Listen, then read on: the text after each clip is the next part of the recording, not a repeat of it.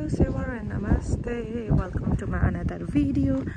आज चाहिँ म मेरो बुढाको पुर्खौली गाउँ जाँदैछु हैन अनि म चाहिँ अहिले बाटोमा छु अनि यो के हो यो जुकपाख्री भन्ने ठाउँमा आइसम्म हामी चाहिँ अनि यहाँदेखि चाहिँ ल हेर्नुहोस् है तपाईहरुले चाहिँ यस्तो दामी भ्यू देख्नुहुन्छ यो चाहिँ हाम्रो सुन्दर नगरी के भन्छ कोसी हो अनि त्यस पछाडी यहाँदेखि चाहिँ सबै देखिन्छ अनि यहाँदेखि पनि अझै माथि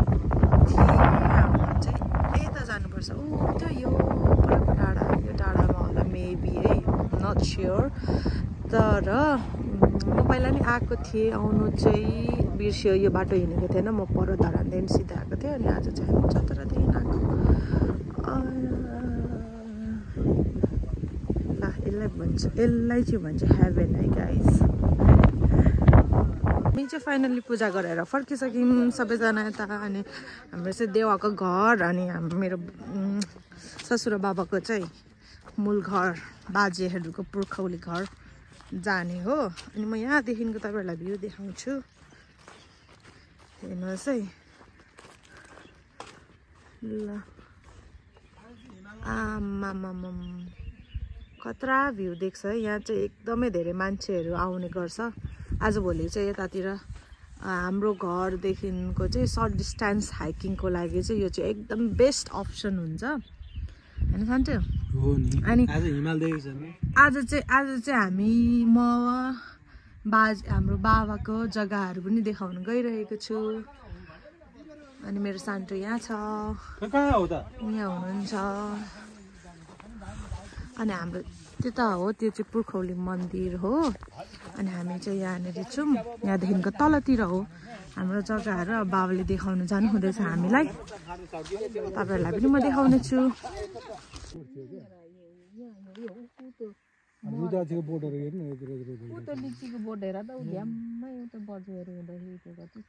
पहिला चाहिँ घर यहाँ थियो बरु यहाँनिर त नि फाडेर रुद्राक्ष रोप्दा हुन्थ्यो होला त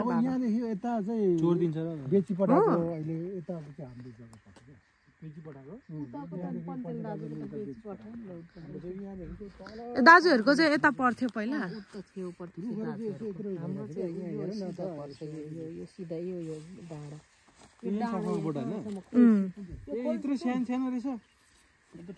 होइन ठुल्ठुलो पनि छ भित्र छ नि त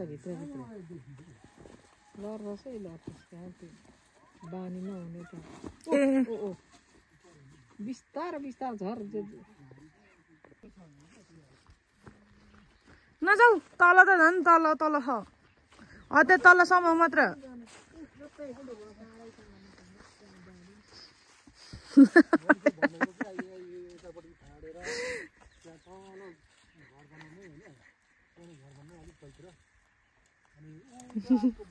घर बनाउने बाबाले घर बनाउने भन्नुहुँदैछ यहाँ रोड पुग्छ कि तर बाटो छैन नि त अप्ठ्यारो छ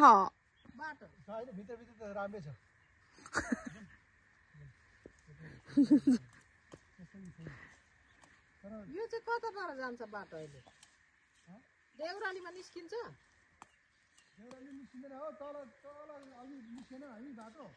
त अघि माथि बाटोबाट माथि चढेको ठाउँमा होला लु यतैबाट जाने रे गए भन्छ त्यही तलबाट जाने रे यतै तल अनि बाटो यस्तो भइसक्यो मेरो हालत खोइ नजाउँ भनेको उ त जाने भन्छ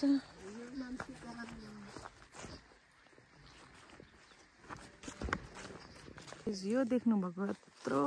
जङ्गल चाहिँ हाम्रो बाबाको हो अनि यहाँनिर चाहिँ यो चाहिँ कति छ खै कति छ थाहा भएन जग्गा चाहिँ अनि यो सबै काठहरू बेचेपछि चाहिँ बाबा विल बी करोडपति होइन सान्टु करोडपति हो कि अरबपति तर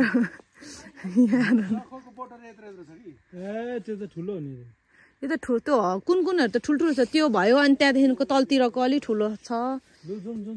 होइन यहाँनिरको 4-5 वटा सखा 5-6 वटा सखुवा मात्रै बेच्यो भने पनि हैन डेन्जर आउँछ नि पैसा त काठ काठ यो चाहिँ चिलाउने हो आमा मामा यहाँ माथिसम्म हेर न मेरो नदेखेको पो रहेछ तिम्रो लुगा हेर न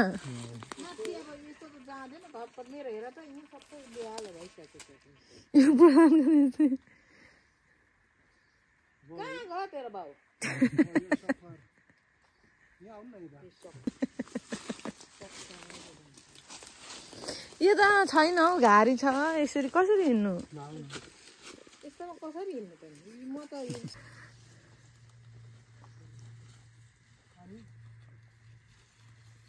यस्तो ठाउँमा घर बनाउने भन्छ छ्याट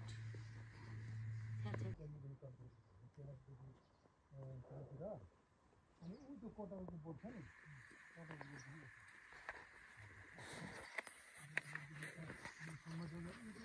त्यहाँदेखि त्यो पर कटाउको बोटसम्म एउटा डाँडा ल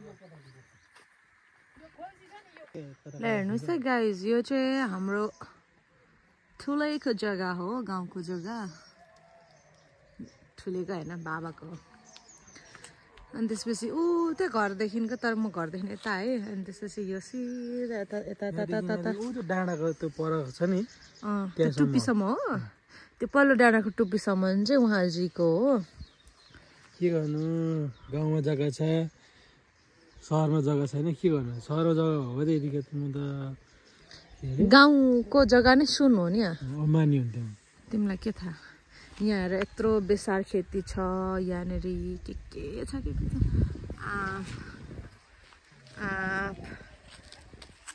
अम्बक चाहिँ नफलेको रहेछ अहिले कि सिजन गएको हो अनि काँडे धनियाँ यति धेरै छ त्यो काँडे धनियाँ चाहिँ म लान्छु अनि अहिलेसम्म हामी अहिले कति बजिसक्यो खै के हो 1:20 भइसक्यो अहिलेसम्म हामीले भात खाएको छैनौँ पूजा गरेर आएर भोक लागिसक्यो भात दाल पाको तरकारी अझै पाक्नु बाँकी छ म पाट पल्टिसकेँ अनि यो चाहिँ ल भन्नुहोस् है गाइज यो के फलेको हो यो यस्तो धेरै के रहेछ नि के फलेको हो थाहा छैन हामी चाहिँ गाउँमा आएर प्रशान्त मेरो बुढाको गाउँमा आएर चिल हानिरहेछौँ चिल भन्दैछौँ चिल बेसारबारीमा आएर ल तपाईँहरूलाई अर्ग्यानिक बेसार चाहिन्छ भने प्लिज कन्ट्याक्ट अस है होइन अनि ऊ त्यहाँनिर बेलचन्डा पनि रहेछ अनि के छ अरू त के हो के यो सबै बेसारबारी चाहिँ हाम्रो देवल राईजीको है अन्ली देवल राईजीको नट प्रशान्त राई देवल राईको हो अनि उतातिरको पाखाहरू छ मैले अघि देखाइसकेँ उता परको जङ्गल भन्दा पनि बारी त्यो बारीहरू पनि बाबाको हो अनि यता पनि बाबाको हो अनि तल चतरामा पनि छ त्यो चाहिँ बाबा एन्ड मम्मीको होला होइन बाबाको चतराको हो मम्मीको उता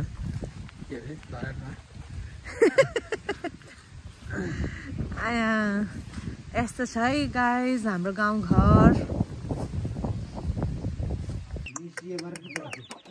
केही त छैन के दिनु कस्तो तित्राहरू जस्तो